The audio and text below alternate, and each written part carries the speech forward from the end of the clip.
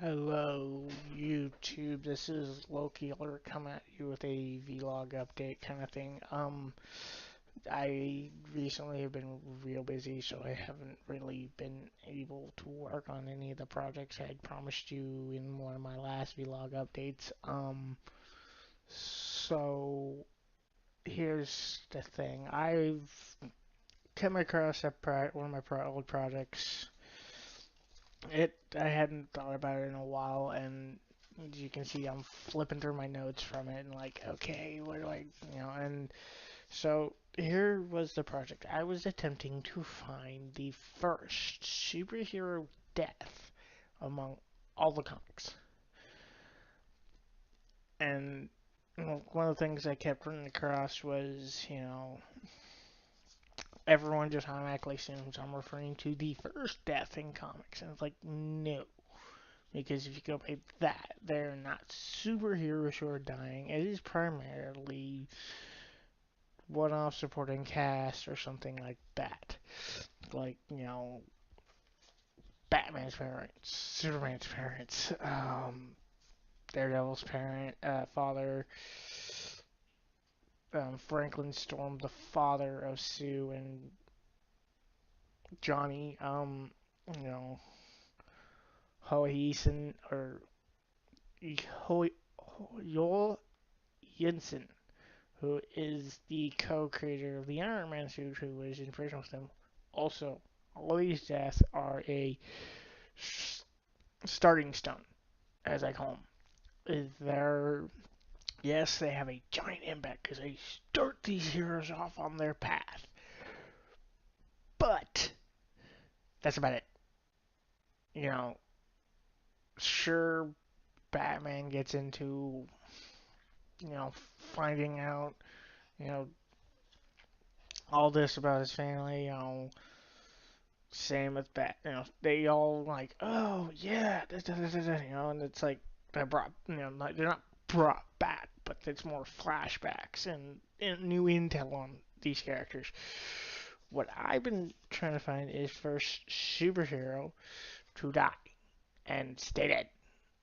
And when I say die and stay dead, I mean both their alias and their persona. So here's one that didn't really have much of an impact. It's, as far as I can tell, one of the first, if not the first, and um, it's Thunderbird. Um, yeah, Thunderbird, Thunderbolt, the two brothers of the Apache.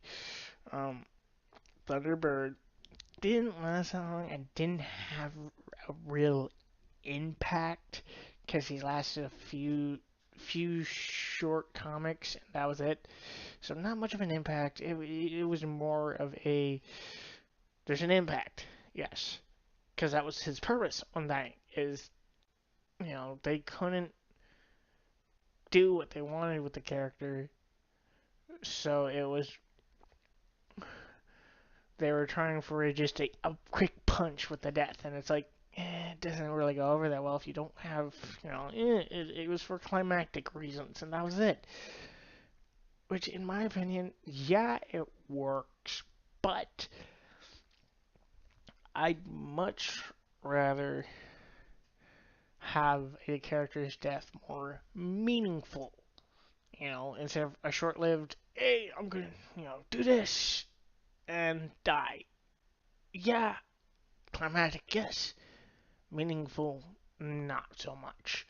Especially on how Thunderbird dies. He destroys a plane, it explodes with him in it, and the villain still escapes. Somehow. Not meaningful. Yeah, a bit heroic, but yeah. So I kind of scratched him off my list some time ago. The closest I could find, because I'm going off the year that the issue was published, not the year inside, like the actual physical year. Like, here's a couple other examples that actually had a good impact. Jonah Hex. dies in comic lore in 1904, shot by this dude. I'd have to quickly check when that is again. Fuck, where is he?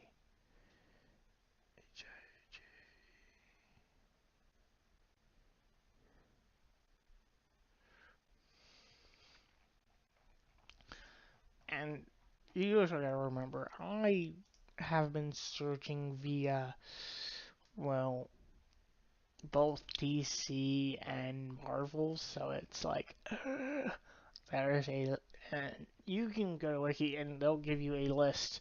So I think they make some of these, because they straight say some of these people came back and they're dead, you know? Like, they're dead. Like, no, that person's still going, that person's still going. Or the other thing I'm trying to, like, you know, like, there's been 3 Blue Beetles. Everyone knows of Ted, you know, but there's, Daniel Garrett. But the reason I haven't done Blue Beetles because both Daniel Garrett, Ted Korda are both dead. Ted Korda had a better impact than Daniel Garrett, but because of the Blue Beetle persona is still going, I don't consider that a true death of a superhero. Um, so you can see where my challenge is, and you know, also a lot of because also there are a number of hard to tell like Pharaoh Lad.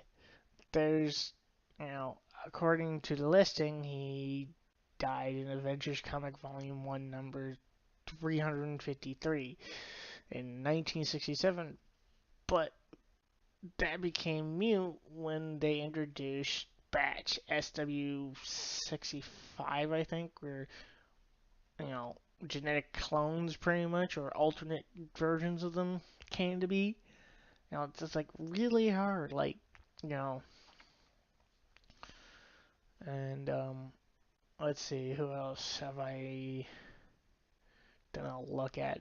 Okay, there's Jonah Hex shot by George Barrow in 1904. Died in DC Special Series number 16, 1968.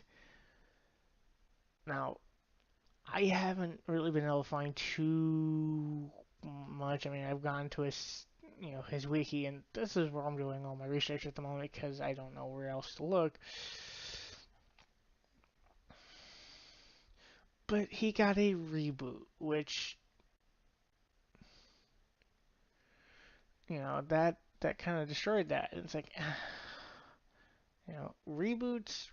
If they gotten rebooted, that means they realized they killed the character off too soon. So that's why I'm trying to figure out. And a hard one to figure out is the other closest one I could find so far of around that time. Um, was Captain Mar-Vell or Captain Marvel, the Kree hero of Earth. Um, and you know, he was given, a proper send off, I think. He had a huge impact on the world. He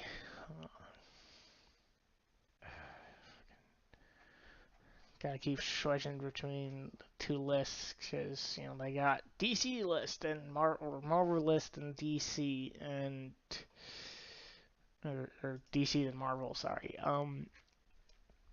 But it's pretty interesting how they send him off.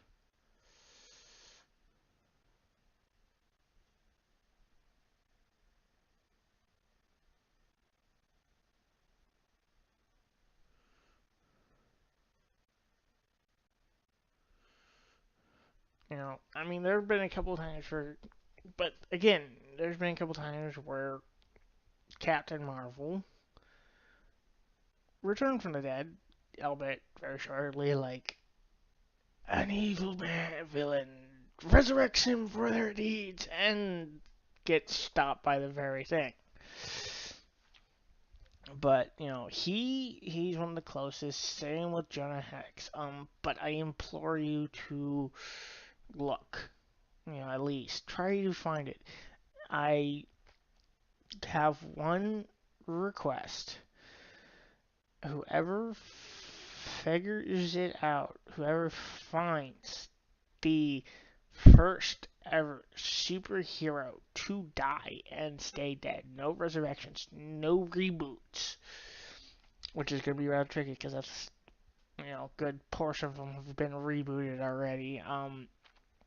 You know, and a lot, and I mean, like I said, Captain, I think Mar-Vell came one of the closest because he doesn't go out heroically,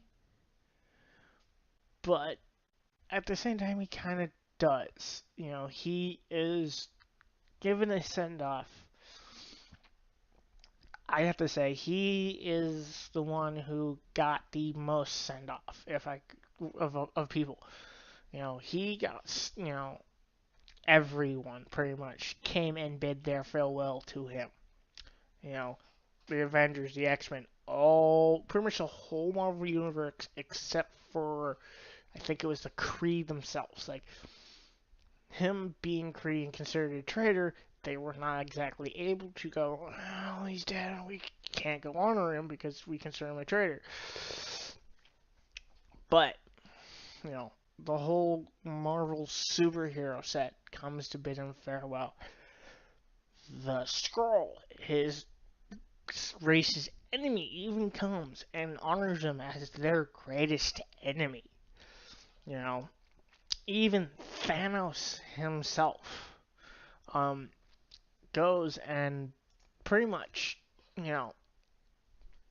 is there at the end, who goes, literally is the one to walk him into the light. Literally, Thanos himself is the one who walks him into the light. That is how much honor they have given this character. And, it's nice, because it's like, because of who he is alone, just everyone. He's just like, and I'm pretty sure even,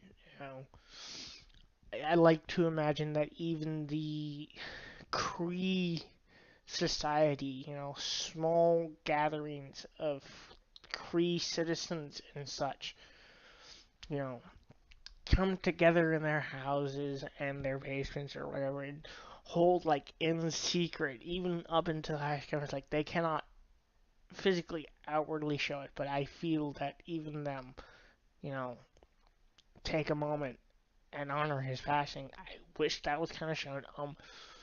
But here's what I'm like trying to get at. That is a good death, but resurrected, and I'm pretty sure they're gonna try to work in a reboot for him. So it's, but at the same time, I know because I've seen dates on a bunch of characters of who could possibly, I didn't have time to go through them. But like I said, my main request is this: whenever and whoever finds out who is the first superhero to die with an impact and a meaningful death, you know, find out what issue it is of the comics and send it to, what is his name? I think it's Ludwig.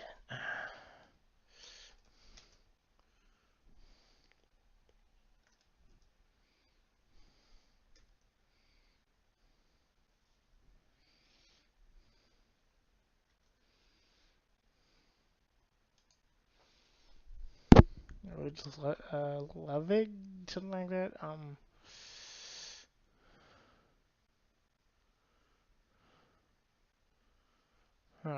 on. Screw it. I'm not gonna use his real name since it's take too long to remember. to anyone who finds it, if you can figure out how to get it to Linkara, and Linkara, this is to you. I hope that you review it. I would love to see your review. Get your take on, the first human, the first superhero death in comics, and how you think it had an impact on the Marvel universe as well as or universe. How did how did fans react? How did the people at large react? Like, because I have a feeling that because I'm sure it's just like Captain Marvel. You know, even in real life, whoever died first, it's like, oh my god, what? The character superhero dies in a comic book? What? I have a feeling it's gonna have a huge impact. I do know this. The majority of deaths in comic books are villains, which they do 50-50 coming back around. There's a dozen B to Z list supervillains I never heard of on this list. And I'm like, okay, but I noticed a trend. It starts with, the 40s, 30s, 40s, and 50s, where it's primarily, you know, keystones to, the death of somebody causes this hero. You know, Superman, Batman, all that. You know, The Flash, all of it.